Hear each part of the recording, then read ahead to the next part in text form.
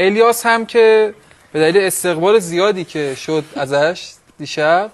الیاس چون خیلی خوش اومدی. آره. از کجا اومدی؟ مکه. مکه؟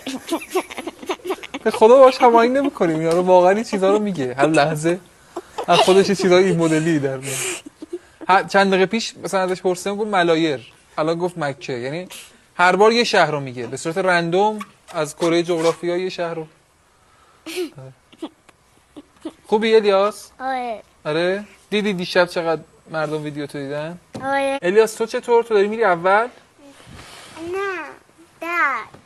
10؟ 10 داریم میره. نه خب 10 که نیست حتما، نگاه کن. اما من 10ام. میدونم. نه هست. میگه دارم میرم 48. نه آقا منو ناکن، مدرسه رفتی؟ آره.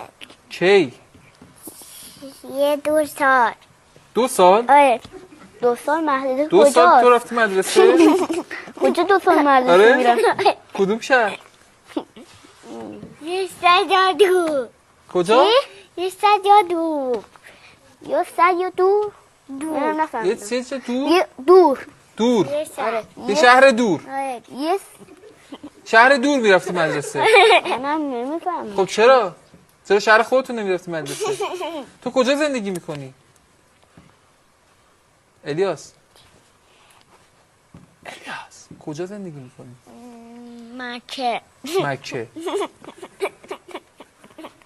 الیاس شما حرف پایانی نداری؟